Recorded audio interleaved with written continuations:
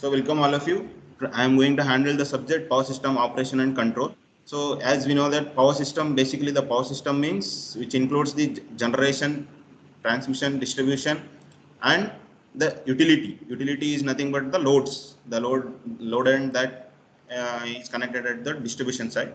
So as we know that power system is a very core, it's a core subject. So we have to take care the how to operate and how to control the systems and what are the different operating methodologies are there and what are the different controlling techniques are there. So this subject is somehow the important topic for the power system engineers. If you people are next entering to the any higher studies, that is MTechs or my MS, so at that time or some other fields just like research centers at the power system sites. So at that time you will need to concentrate on some basics. So for that purpose, this is a very basic subject for the power system engineers. So as we know that the code for the subject is 1518 15E81, and which is of exam marks, that is for 80 marks for cement exams and 20 marks for the internal examinations. As we know that there are 5 modules. The main first module includes the introduction about the very basic introduction about the power systems. What are the main operating states? The introduction towards the power system, and the next thing is the operating states. There are different operating states are there, which are very basic to the operating of our power system. So that operating system that we need, that we can study in the introduction chapter, followed by the objectives of the control. So what are the different, why we need to go for the controlling of power system techniques, and what are the different objectives are there. So different objectives, methodologies, and the controlling techniques that we can see here, and some key concepts, some of the key concepts of reliable operation. That as we know that the power system is very much basics for the stability analysis, security analysis, and reliability analysis. So these are the very 3 basic analysis that we have to consider while operating the power system. So in that, the main key concepts of reliable operation, very basic concepts of reliable operations, and the preventive and emergency controls. What are the main, if you enter into the field, that is for, if you for example, if you are entered into the some core industries, so at that time you have to keep in mind that what are the main preventive methodologies for controlling the operations, and emergency controls. Some of the basic emergency controls are there. If some hazardous conditions or some contingencies happens or some interruptions happens, at that time what are the methods that you people need to go for controlling our whole power systems. So that we can study here. And energy management centers. As we know that our power system is a very wide network. So here we need to generate the power, transmit the power, and distribute the power to the load centers. So at that time what happens, because of this large network area, we need to manage the things. We need to manage the things with reliable supply of power, and with the secured and with the stability. So for that purpose, we need to go for energy management centers. So this is the main thing, the main thing that we go for the SCADA analysis. For that SCADA and RTU techniques, the energy management centers are very much required. So this is some introduction part of the module first, and followed by some SCADA analysis. SCADA means that is supervisory control and data acquisition. So the power system has very wide amount of data. So and also we need to take care very properly. If some minute changes or some minute mistakes happened into our system, it may send into the collapse of our grid. So for that purpose, for managing the data, we need to go for supervisory control of data. So that is the main thing of SCADA. SCADA, which is the in the SCADA topic, we are going to study about the introduction of the SCADA and its components. So what are the main components are included in the SCADA? So SCADA is a very wide network. So after completion of your graduation, that is after completion of your engineering, you people can straight away go for the SCADA systems. That is, the wide job opportunities are available at the SCADA networks.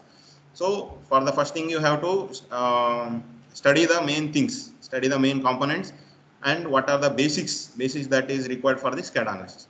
So after completion of engineering, some people may go for the IT industries by doing different courses, and if some people who are very much interested to go for the core jobs, so like that people can opt this field, that is SCADA analysis with the automation, home automation or some any different kind of automation, industrial automation are there. So all these internet of things, that is IoT things and automation things are comes under SCADA. The SCADA is a very basic. For the SCADA we have to study the PLC analysis, programmable logic controllers. So if you know the PLC very well and the SCADA, the job opportunities are very much higher at the outset.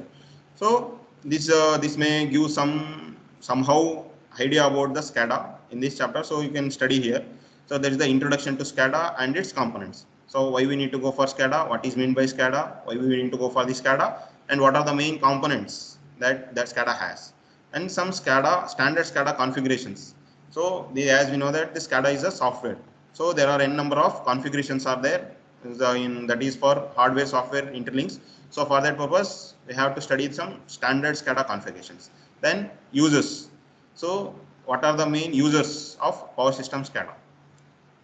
As we know that the SCADA is a just like SCADA is a kind of automation. So we can study this SCADA automation in different fields.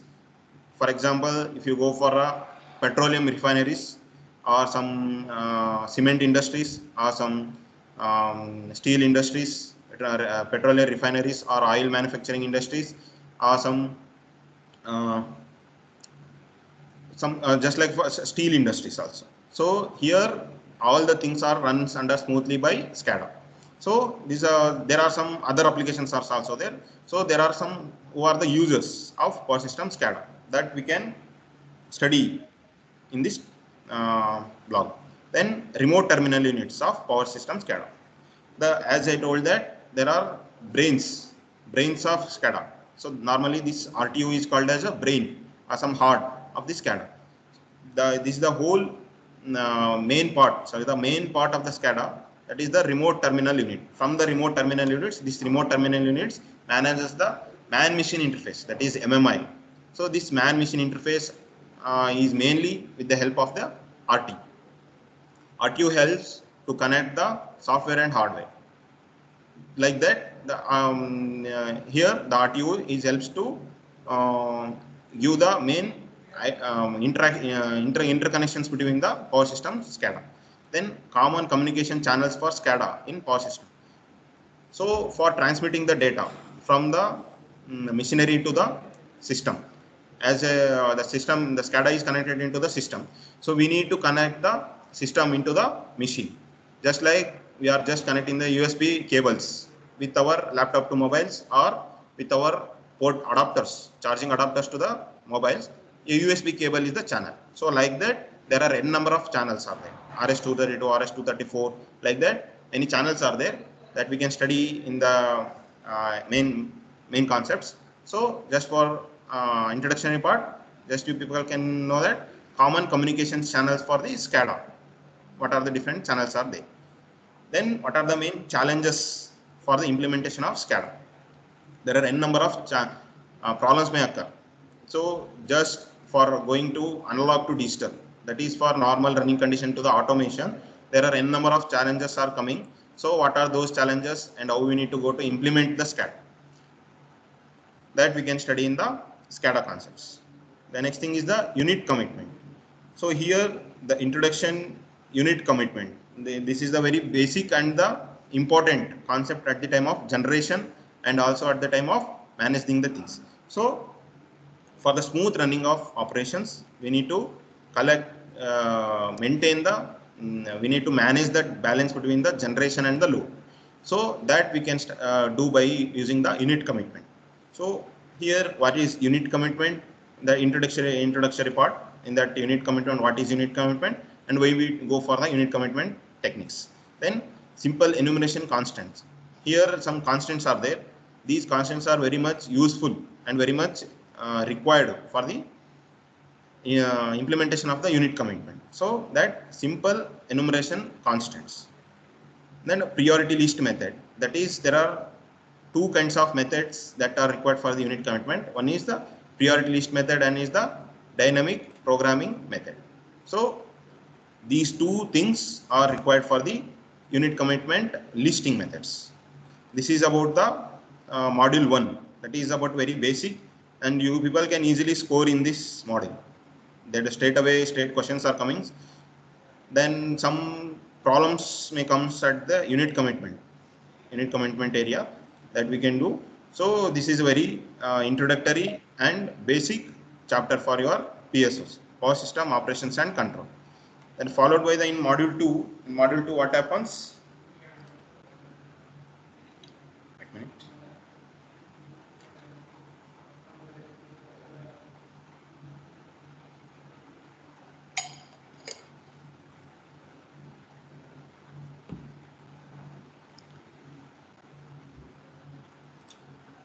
So in module 2, some hydrothermal scheduling.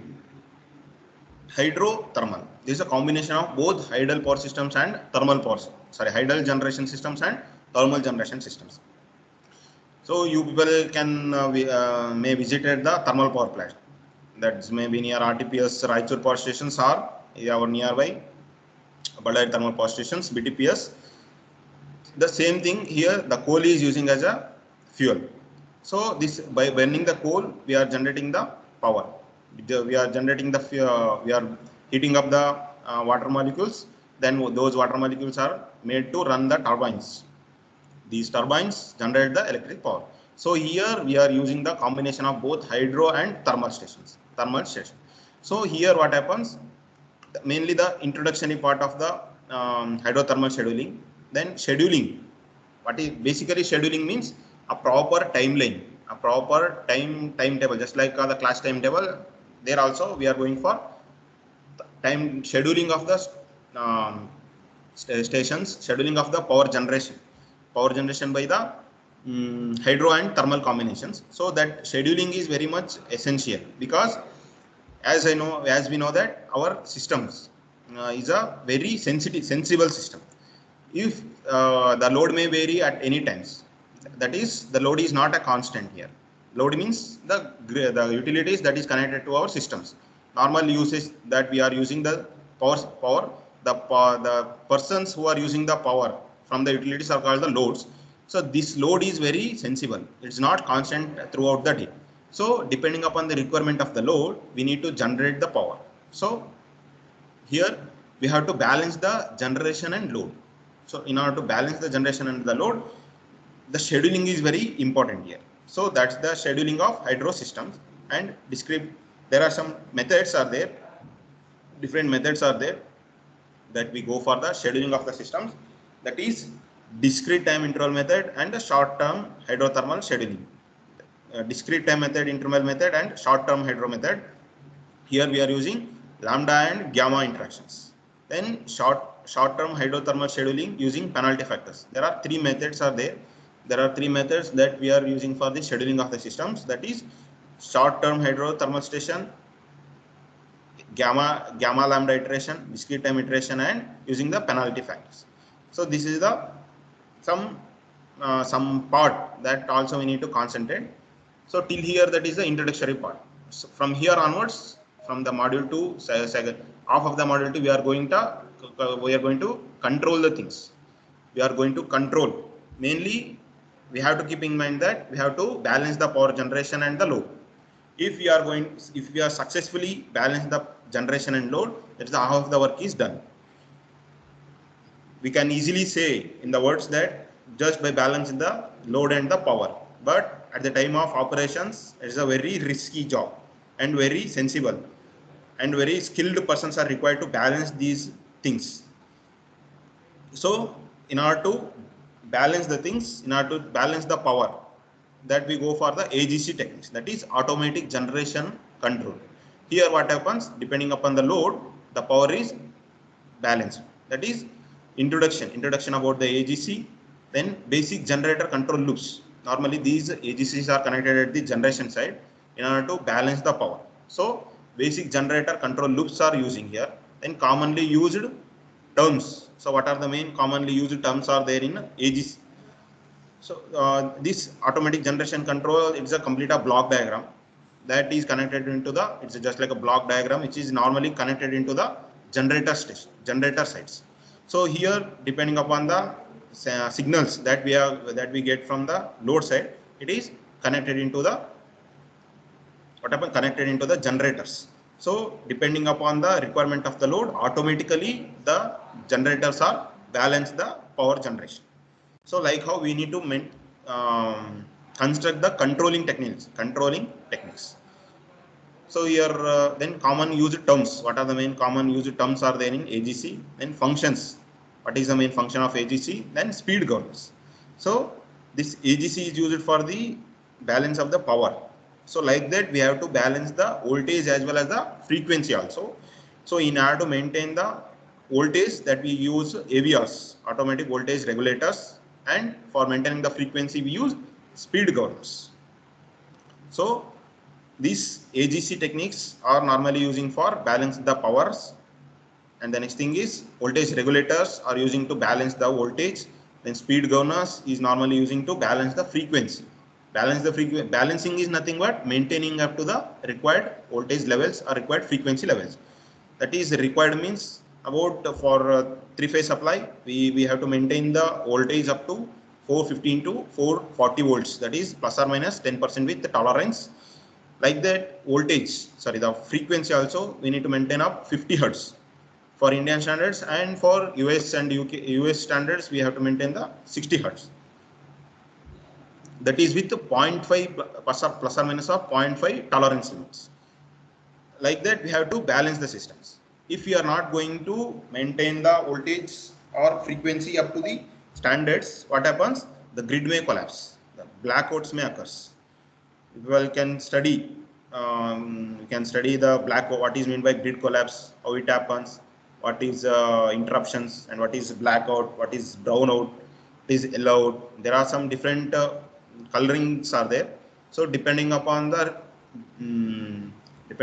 reason behind the blackout, reason behind the grid collapse, we can directly state that whichever is the blackout or a brownout. So like that, in order to avoid the interruptions, in order to avoid the collapse of the grid, we have to maintain the system's balance. So for that balancing the purpose, we have to control the things by AGCs. In the third module, the same AGC is continuing here. The continuation of AGC, that is the mathematical model of automatic load frequency controls. Depending upon the frequency requirement, that is all our appliances in the Indian standards need 50 Hertz. So depending upon the frequency, the load is, with the help of speed governors, load is matching here. That is automatic load frequency control. So this mathematical model we can do here. That is the mathematical model means just by using the different equations. If we can use if we can use these equations in any simulation software, that is using the simulation of MATLAB, by using the MATLAB simulation, or by using the MyPower simulation, or by using the different softwares are there. So in that simulation techniques, just by using these mathematical equation, we can build our own controlling techniques. So for that purpose, we need mathematical analysis. Then AGC controller and proportional integrator controllers. This is the PIC, PID, PIC, PI. These are the proportional integrator, differentiator, proportional integrator things. So these are the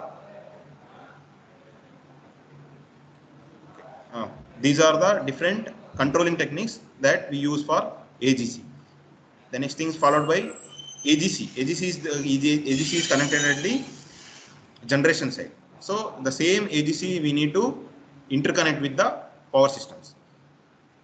That thing we can study in the module 3 next part B, that is introduction about that. Then tie lines control with the primary speed controls. Tie lines are nothing but the interconnecting mediums. We need to interconnect the generation side with the transmission side with the distribution side. Like for that we have conductor wires. Like that we have here tie lines controls with primary speed control, frequency bias tie line control, and state space models. This is the modelings, the whichever the blocks or whichever the elements that you are considering it the power system. If you are studying it with the help of a mathematical analysis, that is a very understandable, and which is also a wide area that you can grasp the opportunities there. So for easy understanding purpose and for research purpose, if you are going with the mathematical analysis or with the equation analysis, then it's a good thing. You can continue the research areas there. So these are the some research areas, are nothing but you can do projects here, or you can do some development works are there. So if you learn the mathematical analysis very carefully or very understandably, then you can get R&D anywhere here. The next thing is the module 4. So in the module 3 we studied the AGC, generation controls. So here also in module 4, generation controls with the interconnected power systems. This is the next continuation of the part B of module 3, state space models for two area systems. Two area systems are nothing but the generating to till distribution side and the utility side. So here two areas are there. We have to interconnect. We can just, in the words, we can say that interconnect the things, interconnecting the two areas.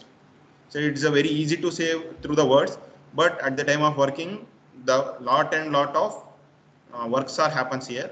So in order to go in detail with the two area system, here just introduction to about the two area system, tie line oscillations, related issues with the implementation of AGC. If you are going to implement the AGC, that is automatic generation control with the generating stations, what are the main things that you people need to consider before the implementation and after the implementation? That is how we need to manage the things. That is implementation of AGCs. Then this is about the generation of at the generation side. The next thing is voltage and reactive power control. So just like the active power, the AGC is nothing but the active power balance. So like that, we have to consider the voltage and reactive power balance also. So for the maintenance of voltage, that is for required 230 volts to 440 volts. Sorry, for single phase 220 to 230, and for maintenance of three phase voltage, that is the 420 to 440 volts. We have to maintain the voltage. So in order to maintain the voltage, there are some different control techniques are there. That is the production and absorption of reactive power. That is how we need to generate the reactive power. There are n number of techniques are there in order to generate the reactive power. That is by using the fax devices, or that is by using the synchronous generators.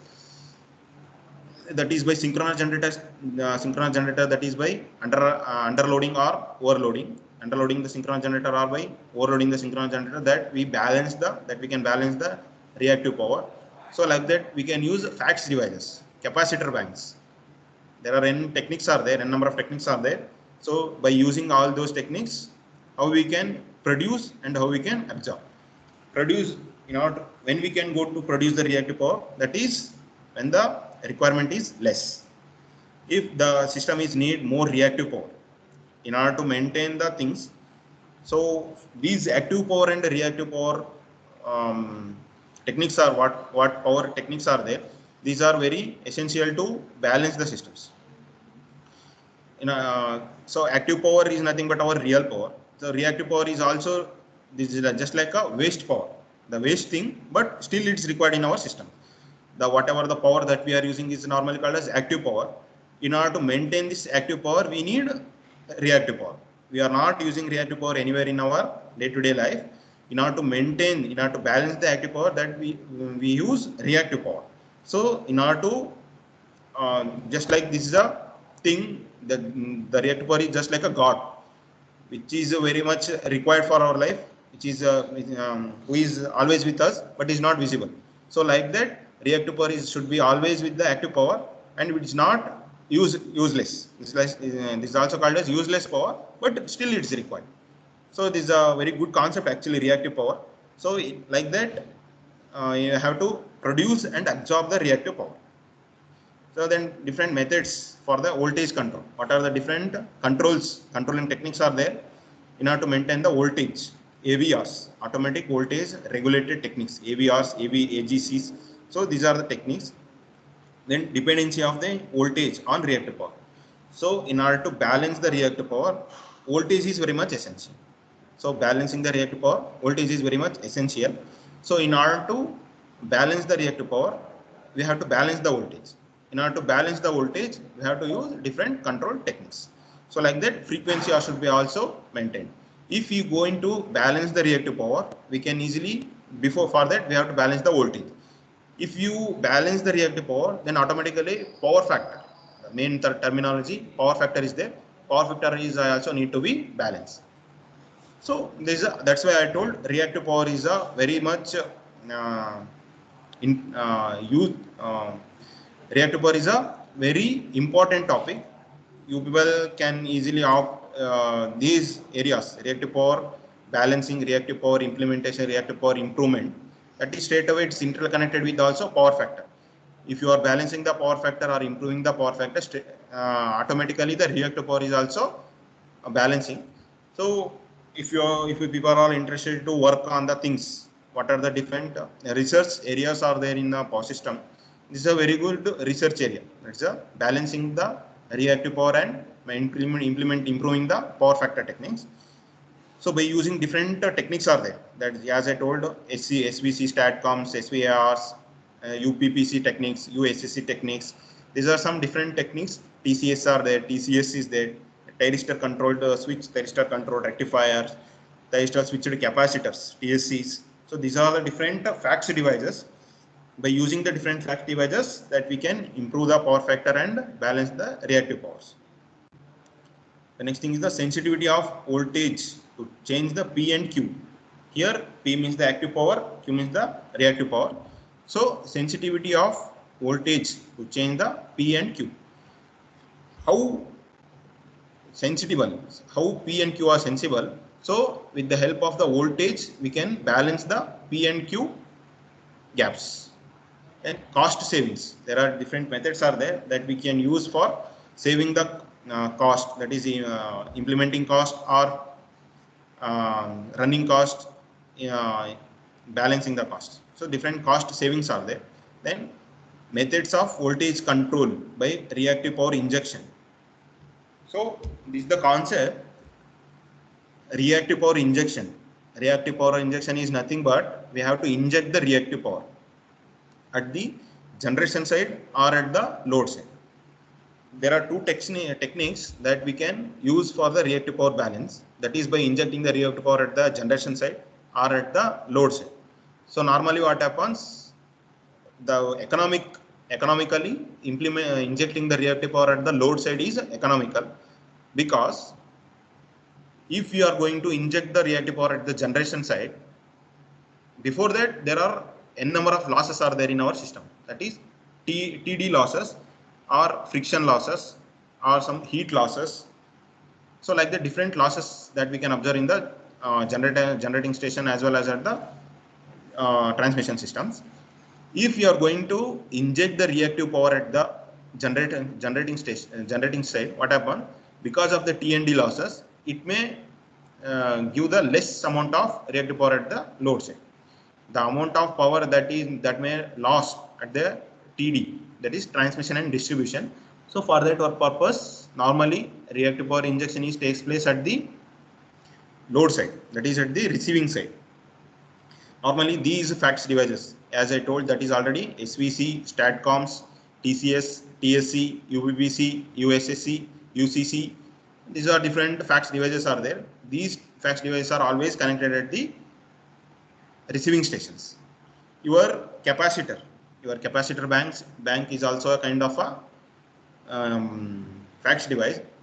This is a capacitor. Using capacitor bank is already widened out. That is a old technique, and it's also a high cost technique, because capacitor banks are very high cost. So instead of using using capacitor banks at the load side in order to balance the reactive power and improve the power factor, we are using the FACTS devices and synchronous generators. Synchronous generators. So that is the methods of voltage control by reactive power injection and voltage control using transformers. That is how we can control the voltage by using transformers and voltage stability. That we can study in the module 4. Okay, in the module 5, that is the system stability, reliability and security. This is some other part of the topic, some other part of our subject. So in the first module we studied the basics of generation and operation and controlling of the things. So in the next 2, 3, 4 modules, what we studied the controlling of voltage, controlling of the power, improvement of the voltage, improvement of the power. So here in the module 5, here the one more important area that we need to concentrate here, that is power system reliability and security.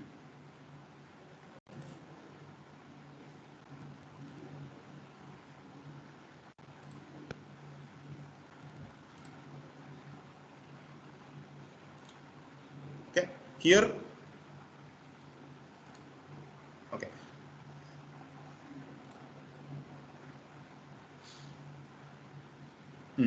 Here in the reliability, what is meant by reliability, secure? There are three terminologies that you will need to remember throughout the power system in the next year for next analysis also. That is security of the system, stability of the system, reliability of the system.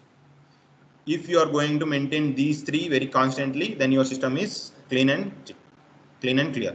That is, there is no option, there is no choices of interruptions or interaction. So what we can say, interruptions or contingencies or disturbances in our system. If you are going to satisfy stability, security and reliability. So here in the fifth module, he is going to talk about the reliability and security. Okay, introduction, what is meant by reliability of the system, security of the system, then what are the different security levels of system, then what is the reliability cost. So security, for your understanding purpose, just now, security means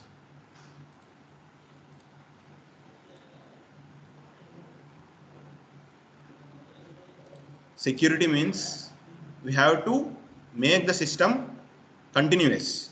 If something happens to our system and something that is some fault occurred into our system, because of that fault our system may collapse. So if the system is collapsed, we need to bring back the system into our normal state. So this whole procedure, bringing the system from the fault condition to the normal operating state, the procedure is called security, the security of the system. Stability of the system means we have to make our system such that it should not affect any kind of faults. That is called stability. That is the ability of the system in order to avoid from the faults, avoid from the disruptions. So faults is nothing but disruptions. So in order to how to make our system stable, that we can study in the stability concepts. That is the security concepts also there. The next thing is the reliability. Reliability of the system means we have to make our supply continuous. We have to make our supply continuous without any interruptions. So how best we can give the main motto of the generators, the main motto of the power system engineers should be such that we have to satisfy the customers such that there should be no interruptions at the receiving of powers. So this should be the main motto of the power system engineers. So like that we have to satisfy the customers such that we have to give the continuous supply of the system, supply to them. Continuous supply is nothing but reliable of the supply. So how best we can give the best power, that is a clean power to the customers. So if you maintain the stability, security and reliability, we can give the best power to the consumers. So that's how we can study in here, that is the reliability cost. Then adequacy indices, functions of system security. As I told, we have to maintain the system securely. So for that purpose, what are the different functions are there? And contingency analysis. So this contingency analysis.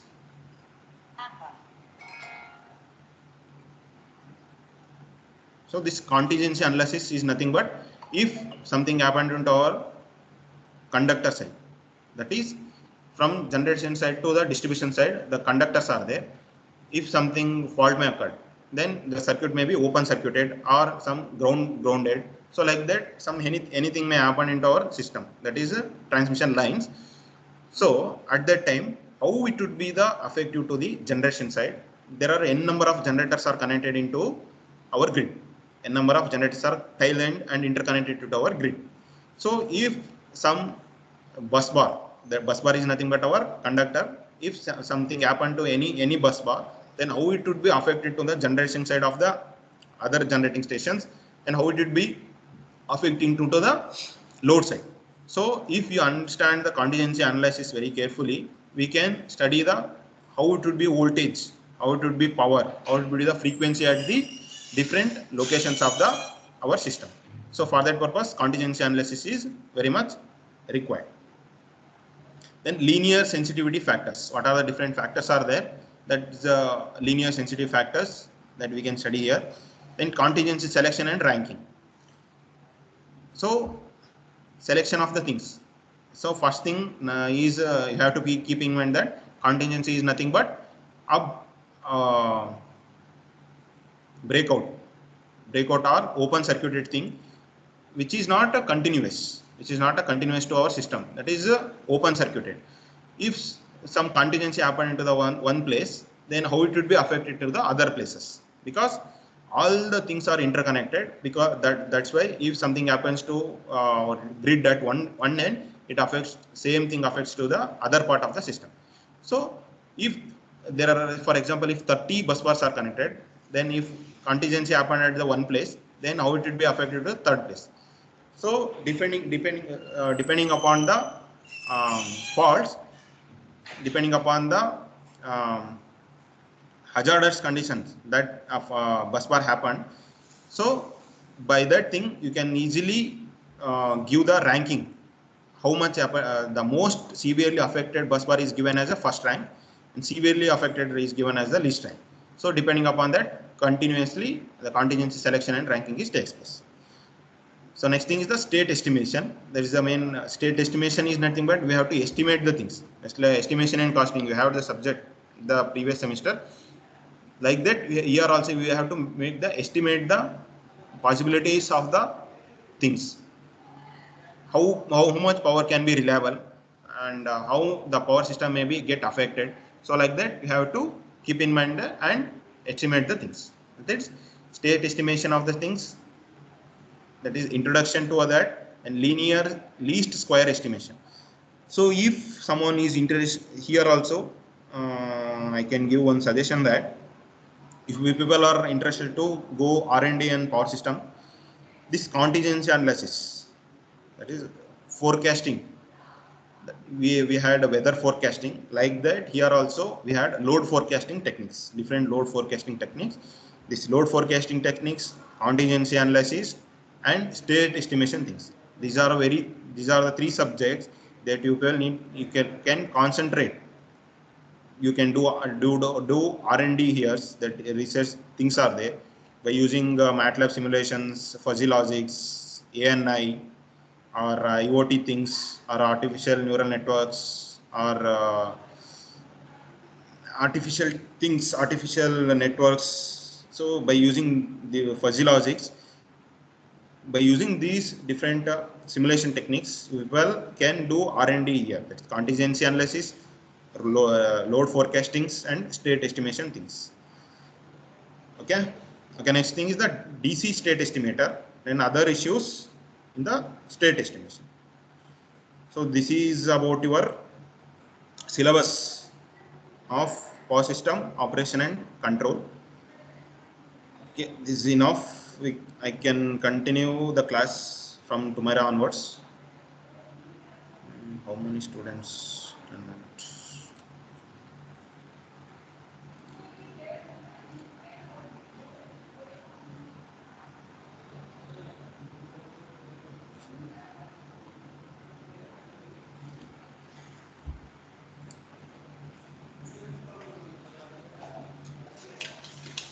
Okay, all of you give your attendance.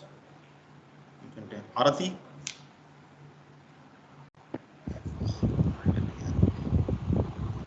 All of you switch on your microphone.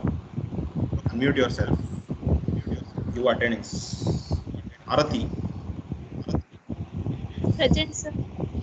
Anupama.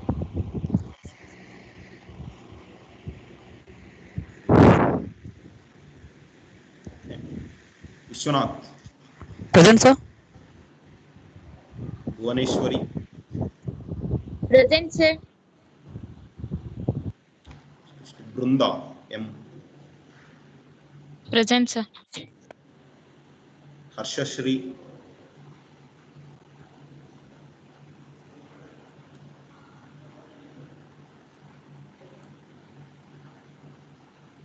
Who is this Janu Janu? Present, sir. Your name? Janardhan. Janardhan, sir. Keep it as a professional, man. Keep your name. Ask. Mazhar Khan.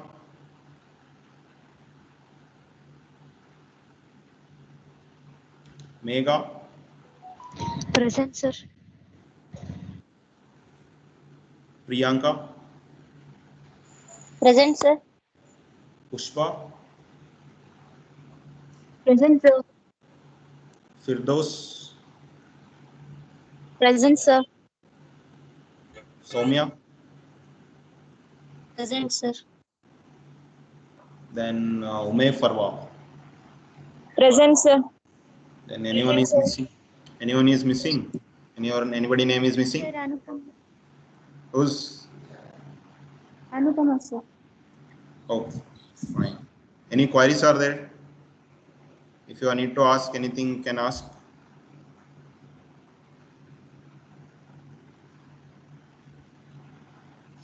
One more thing, the textbook for this is Umar Rao. This textbook is very good.